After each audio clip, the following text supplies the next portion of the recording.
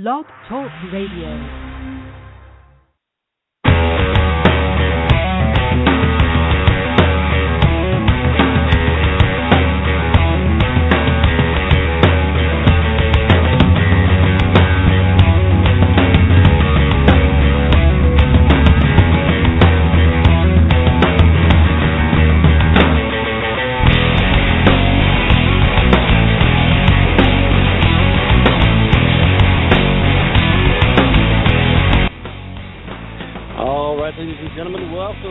Today's broadcast is Happy to the Truth.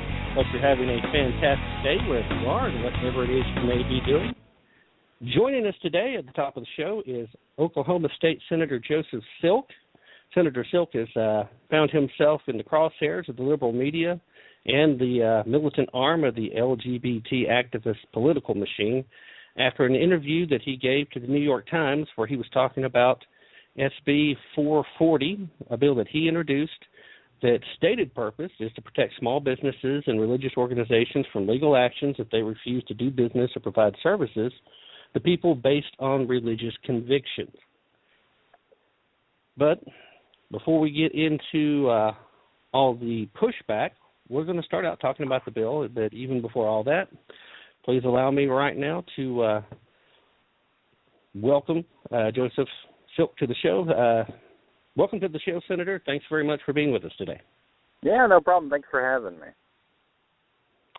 Always happy to have a conservative who's standing up on principle, and certainly when the liberal media is attacking you and trying to paint you a certain way, I'd love to give you, as a even-minded person, an opportunity to tell your side of the story.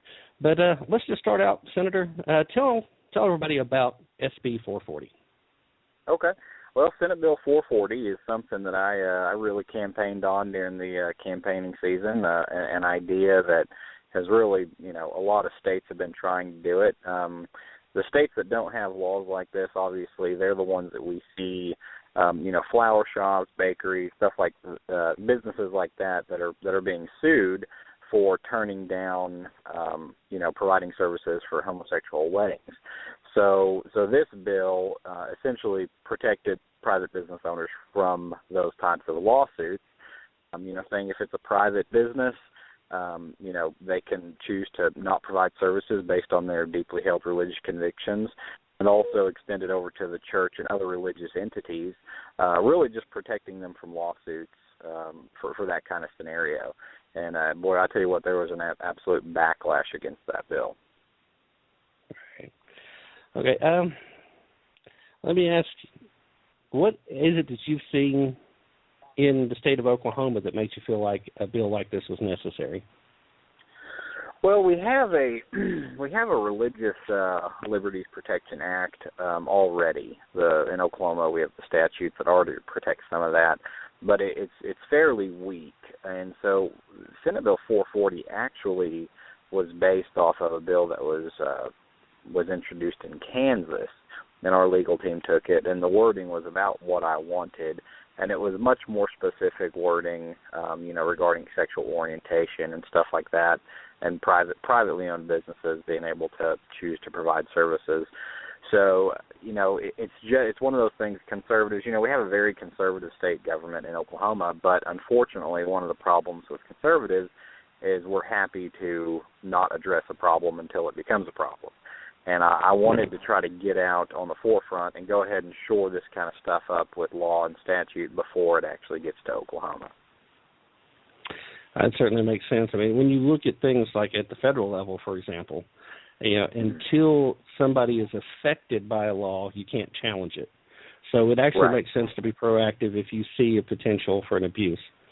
So, all right, let me play devil's advocate a little bit, and let me ask you, how do you respond to those so-called progressives that are calling this bill a license to discriminate? I saw that phrase in several of the liberal articles that I saw.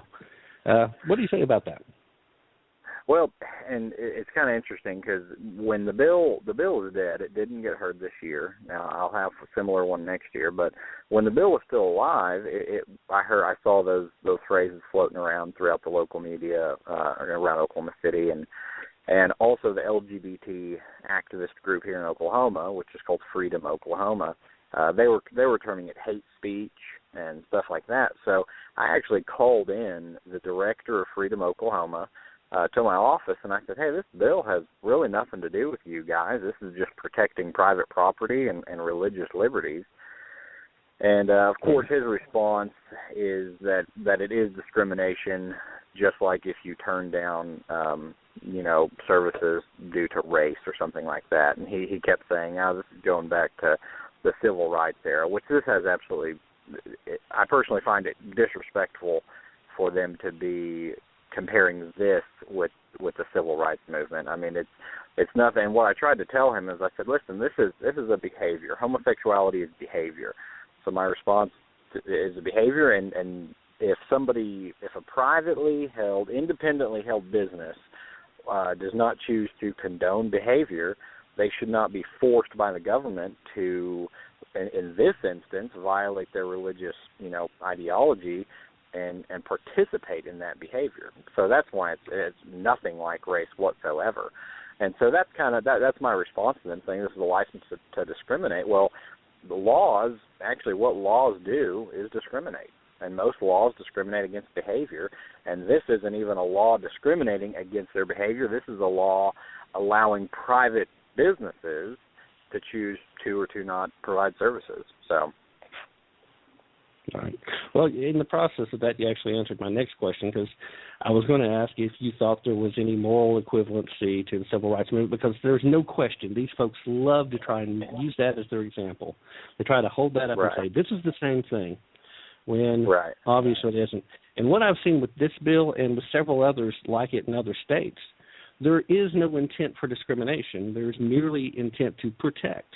And, that's, I don't know why so many people have trouble wrapping their minds around it, but there's no doubt that the folks in the off to the left side of the political spectrum that are part of the media establishment, that are pushing the agenda, those folks look for anybody they can vilify. I mean, it just goes back to rules for radicals.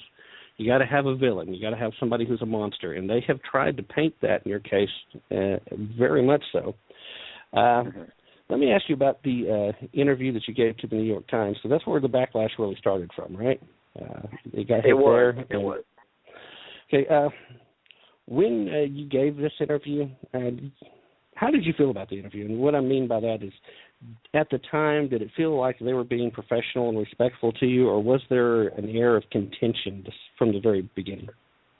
No, they were very respectful, and I've had that same thing with the Huffington Post. Also ran an article on this bill, and so did the Tulsa World, which is kind of a more liberal news outlet as well here in Oklahoma. And all three of those places, which I knew that they were going to take a liberal stance, they were always very professional and they appeared to be not biased whatsoever. Of course, I knew as the interview was taking place, I knew that they were going to spin it a certain way. And so, I fully expected that, even though the interview was very professional and respectful. I knew that, just from watching, all you got to do is watch the news and you'll know how they're going to spin it. And unfortunately they did. And what really sparked the outrage, which when New York Times did the article, the bill was already dead. So it's kind of interesting that they picked up a bill that is, it's dead, it's not going to be heard this year, and that's what they ran the article on. But I said in the interview, my sentence was, I don't believe homosexuals have a right to be served in every store. But I continued the sentence, and I said, I don't believe that I have the right to be served in every store. Well, what they did, which I didn't think that they would, they took just the first part of that sentence. So they took me saying, I don't believe homosexuals have the right to be served in every store.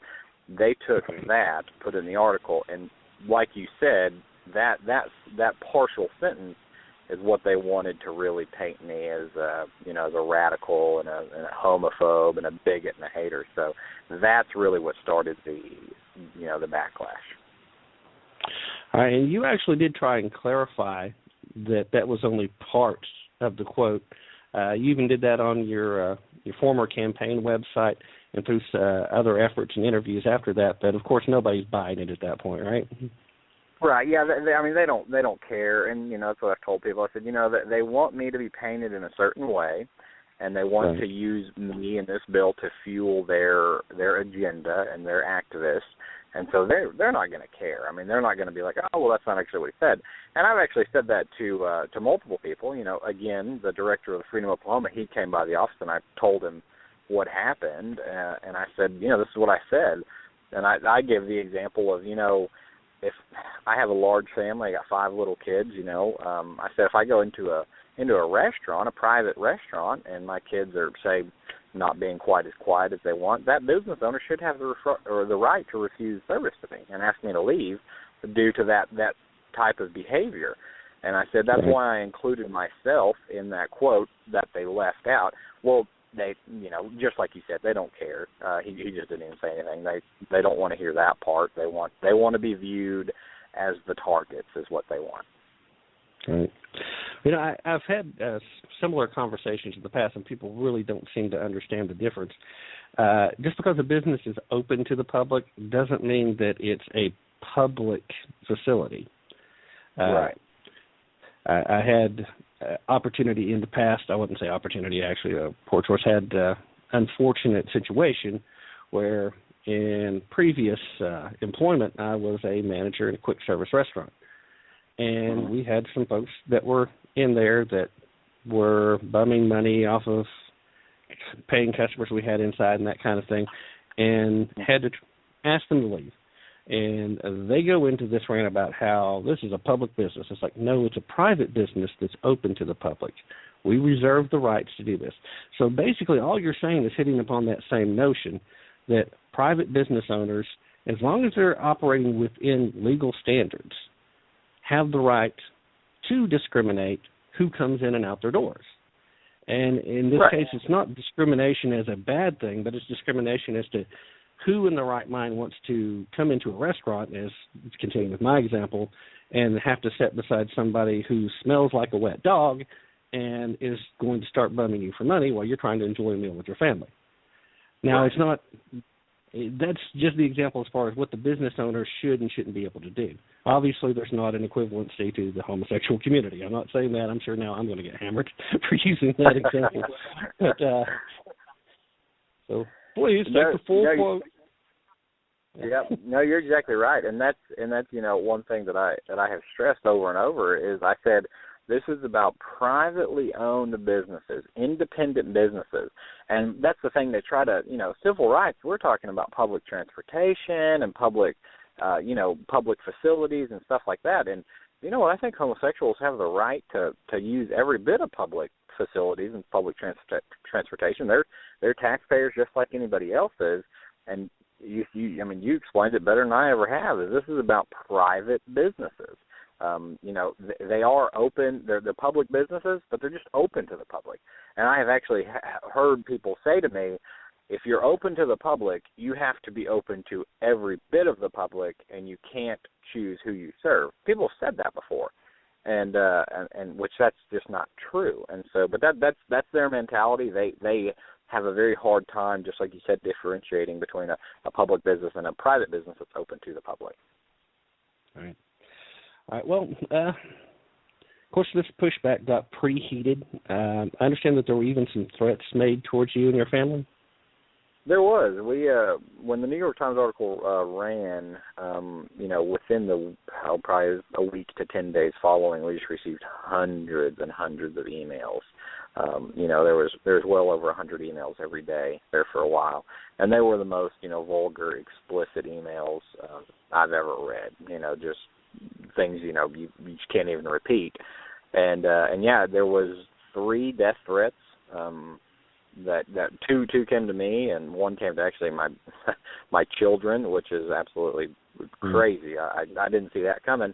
And the Oklahoma State Bureau of Investigation did take those emails, and they kind of moved forward to make sure, you know, they were just idle threats. And so that's ongoing. It's nothing that I'm real concerned about. I do think just because I saw where the emails were coming from, and they were all over the nation, and so it wasn't like a local thing. Where I live in Oklahoma, I had huge, absolutely overwhelming support from my district, just because we're a very rural, very conservative part of the state, and they, you know, I mean, they wanted this, so I'm not real concerned about it, but the authorities, they are taking proper actions just to make sure. So, that's good. And one of the